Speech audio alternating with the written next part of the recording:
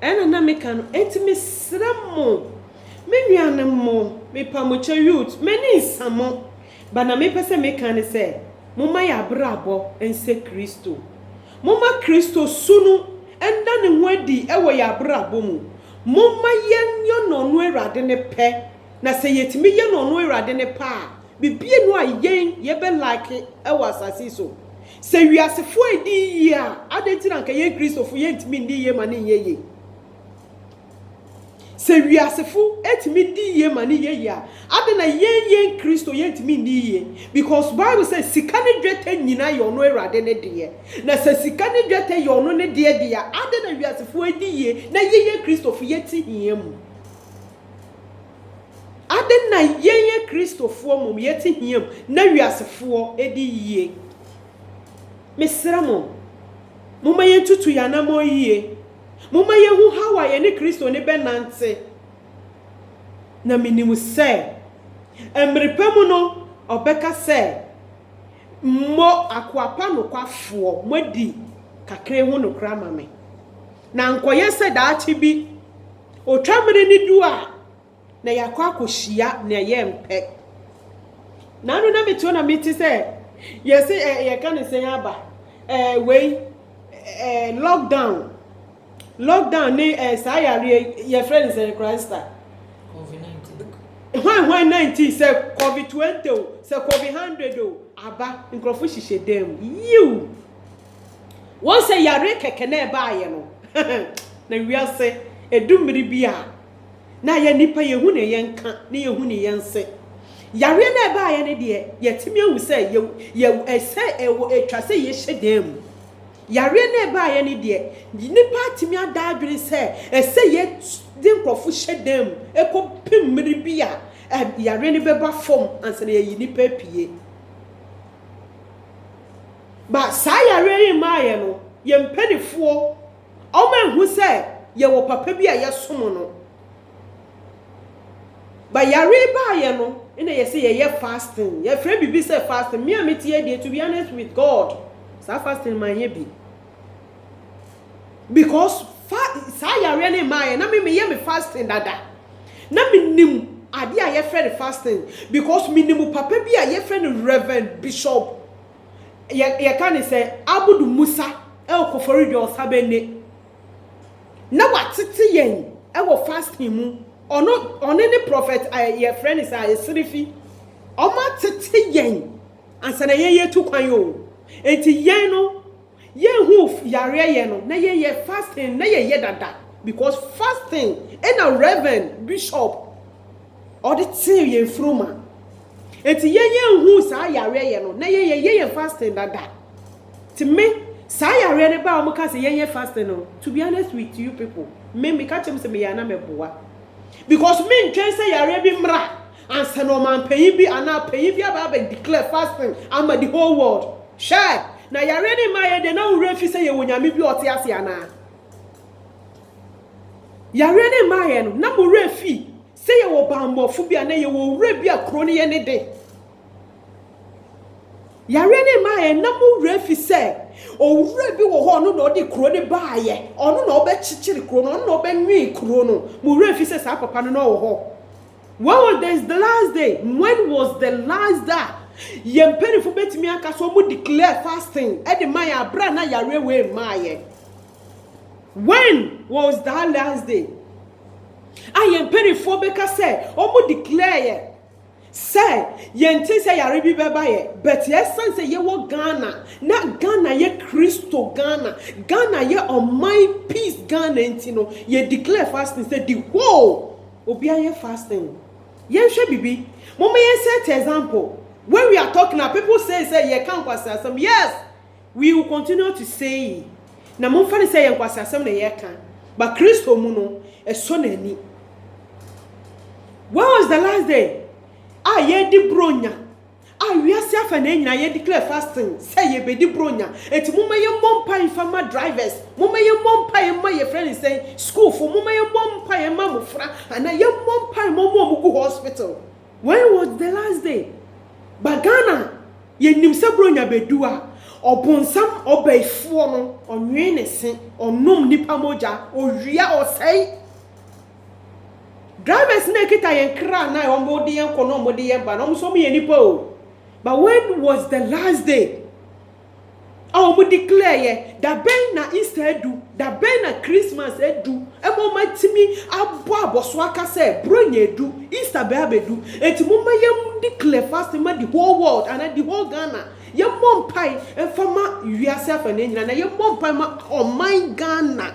Emu aduma ye fo nyina fiti president, bepem drivers, bepem police, bepem workers, obi bialo wo Ghana mu. When was the last day? When was the last day? Debia nyame de afi eche yen ye gi yeni bronya beba intale akese na yeto ye pre you me kan me ye youth me yi me hu film me wo Ghana no I used to do the same thing bronya bedu a ye dream atare a ye ne ye ma ye nwia no mo dresses a ye be ye no en na ye dwene ho dresses a ye be ye no en na ye dwene ho ba ye ndwene senya media fibi asanya my free inte wo say ye declare fasting ni ye de danase ni ye di yimusu o ha wa amane digu na accident esisi no nyame stop sa accident ne mayen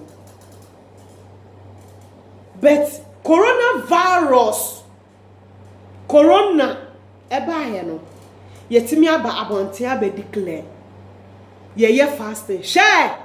ye ho ye nyame twe ye ho ye ne sere o kire so oyowura o kire se o man na ye ne man o kire so onu wiase ne ye ne de onu no de wiase ne ba ye na nipa bi enu obetimi de wiase ne ba aje onu pe ye ho ye ne sere atore bia aya me bompa na me kai drivers me sumo omo na de ye kono omo de ba do nyame e de du omo ani mu kan e drive omo bo mo ye nipa o omo ye nipa e wo say ye kai omo sanse so man driving an ko mo timi fa ye ma now so no one have declared say we have to stand and pray for those people bronya bedu a mo me ye hwe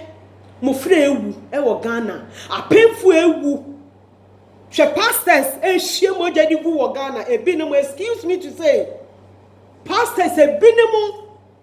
hwe mo do mo hie gu wo Ghana bronya bedu a obi ebie nenum nkrofo gi mo jadi akɔgi o mutumi nkrofo gi mo jadi akɔgi o mutumi. When was the last day president and now we are saying no my Ghana impenifu declare say bronya baba so na bronya bedu a nkrofo say ye adwuma sente wo say yes sorry na ye bom pai de ma ye friends nkrofo. When was that last day bronya beso na nkrofo ma yira nkrofo ma wuwu nkrofo ma twadado won wa gu hospitals no mu wuwu won wa ye tom won wa ye omunya accident but yentimi nkai de biara do say yen fa yen fruntu for 3 days and the more my Ghana na asofa trofo ebinim a omudi bone no nyame pom ho ntoma nyame yi omoma yentimi mbo sampa ni bi but coronavirus be taking in charge our Ghana no yen say ye nya yare bia anu woden enti de ye declare mpai e declare fasting me didi yo me that den da me die me da papa because I don't have time because I really my no I don't want to wait to someone to tell me say pray before I will pray. No, enti na Bible na nkasa kan or say pray without ceasing because obi enim adechima asem and obi enim ochina asem enti wo bompa ye abri nyina na sufre onyankopon you say mo amwo ho minim se nipa bebre wo ho anyame ama o adom achede ba bibiti adom achede na ka hye munya mo mra bontem mo mayen kanyame mo mayen body de wro ne nkyere na minim se ye koso na ye ya nyame no na hu mo bobesan aba man Ghana asofo mpanifo binom amwo Ghana Samo so munyame dia mumma munni ye ni musu ne muban enye Kristo ense Kristo mumma yen say you indeed mufinyame me papa me bo ni din prophet reverend bishop Abudu Musa opie no betimi akogina baabi akase papa no or the edro na eye adwuma because me nimu no sana da asirifi ana prophet asirifi opie no betimi akogina baabi akase papa no nya obi or the edro na eye na adwuma because me nimu no omo na etete me omo na ama me ma ye ne ama ye anka me ne hwan papa I salute you na wa ya mamre so mebo me damase ni support amodi support me me sira mo youth me pamochao mama ye ni na ho na mama ye ni mre na minim se ye kosoa eka nyame no obehu ye mobo